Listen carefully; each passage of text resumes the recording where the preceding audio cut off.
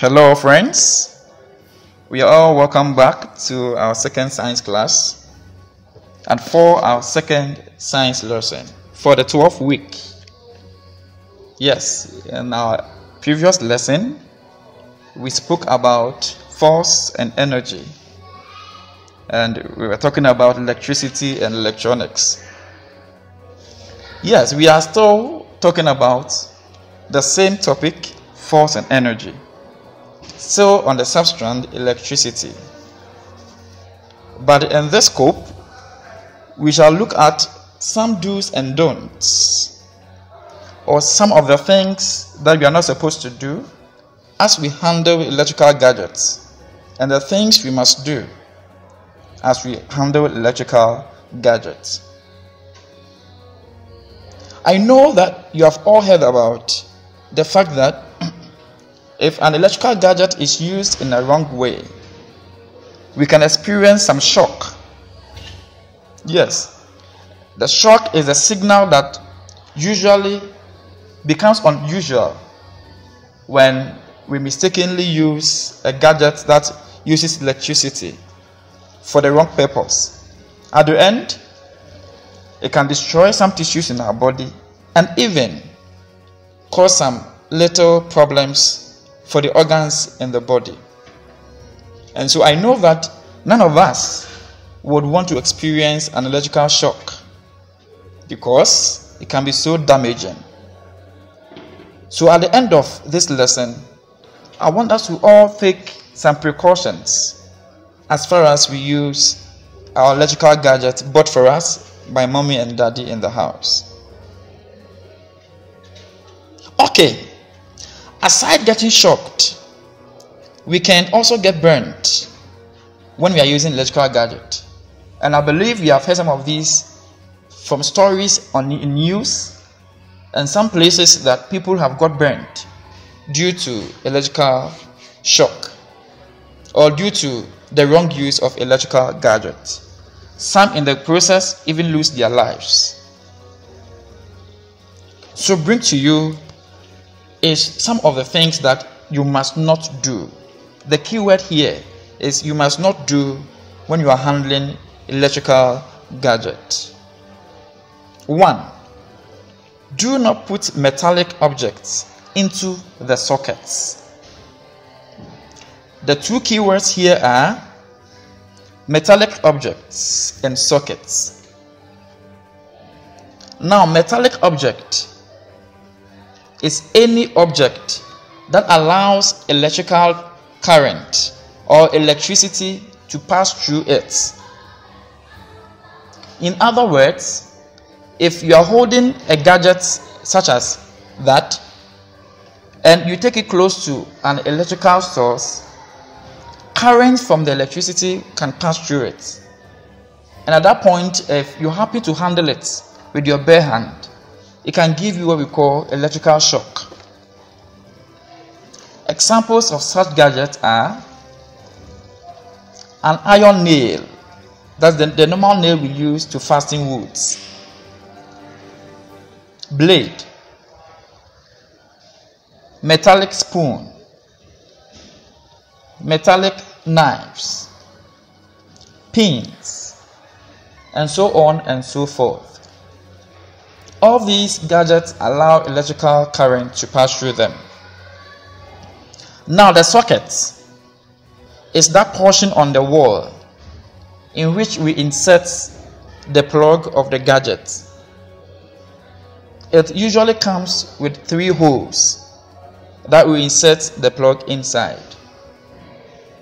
So the idea is that never put any of those metals I mentioned into those 3 holes called the sockets on the wall.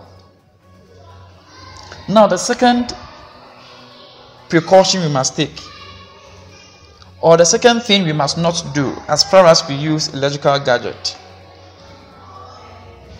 do not plug in an appliance or a gadget if there is water on your hand.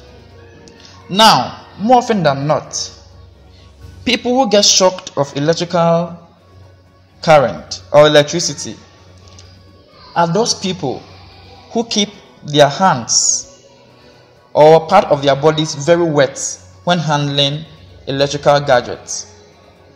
The reason is that water can also allow some element of electricity to pass through it. So it means that once you have water on your hand, the water on your hand is able to carry some of the current into your body, and that may give you electrical shock. Again, do not play with your bare wires and sockets.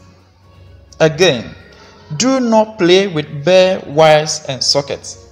When we say bare wires, this is what we mean. You know, those electrical wires that carry the electricity to our gadgets, they usually have some rubber around it. Those rubber or rubbers are said to be called insulators, and their work is to prevent current from flowing into the hand of the individual handling the gadget. Now, we see some of these rubbers being removed, and once they are removed, they expose the metals or the real metallic wires inside the conductor, and in so doing, it exposes our body or hand directly to the wire. If that happens and accidentally our hands or our body tends to or happens to get in touch with it, it can give us electrical shock. So do not play with bare wires. Again, make sure you put off the switch before removing the plug from the sockets. Now, the switch is usually found on two places. In fact, the switch is simply the portion of the gadgets or the sockets where we press to allow current to either flow, or we press to allow current to stop flowing. I hope you get it. Exactly. Now, as soon as you press the switch to allow current to start flowing through the gadget, you do not touch the switch or the gadget until it has done its work or it is done with its operation. However, once the gadget finishes the work it's supposed to do, before you unplug the gadget, you must first put off the switch. I repeat, you must first put off the switch. And the reason is that once the switch is still on, the electrical current is still flowing. So as you are removing the plug from the socket, the current flowing can explode and get in touch with your hand or your body, and that may also give some serious electrical shock. I hope you understand that. Now again, do not climb electrical poles. Some of these poles are found close to our houses. They contain lots of wires that are connected to different homes. Now, because those poles are a lot and they all have current flowing through them, the currents that they have there is very much concentrated. When we say concentrated, what we want to mean is it is more there. So when you get close to the pole that these wires are connected to, the pole, even though usually it's a wood, because the current is too much there, there's a little or some little amount of current flowing through it. So if you go play about or around the pole and you tend to climb it, you expose yourself to these currents that are flowing through the poles. You get it? Now finally, do not overload a socket. You know, some of our homes or some of our sockets are done in 2s or 3s, especially the movable sockets called the multi-sockets. Those ones have more than 3 or 4 of the slots where we put the plugs. Every socket or every multi-socket has the maximum amount of current it can take. So it means that when you put more than necessary of the plugs inside, the current that will pass through will be more than the strength of the sockets. Do you get me? So in the end, because the current is more than the strength of the sockets, it tends to explode. Then when that happens, fire sets in. Then there will be fire outbreak in our homes.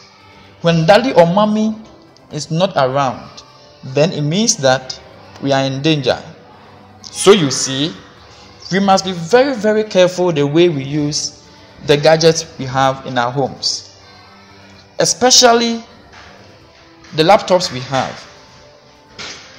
Those of us who want to use rice cookers to cook when our parents are not around.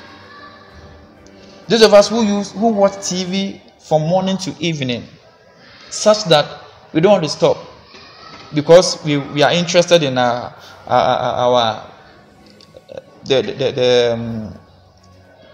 programs that interest us more. We don't want to stop watching them. Yeah, it is good to watch, but be careful when using gadgets, especially the TV. Not to forget the irons. If possible, let our parents assist us in ironing our things. I hope you all understand the things you must do and the things we must not do when we use electrical gadget. Yes. On that note, let me ask you this. What will happen if we play with electricity? Yes. Your guess is as right as mine. Lot of danger. But I want you to jot these ones down and present to mommy to check and see if they are right. Secondly, write 4 things you should not do when using electricity. It's obvious we discussed those ones into detail in our discussion. Yes, friends, I believe you have enjoyed your science class. Please take caution when you are using electricity. Until we meet again, I am still your lovely teacher, Sir Walker. Until we meet again, it's bye for now.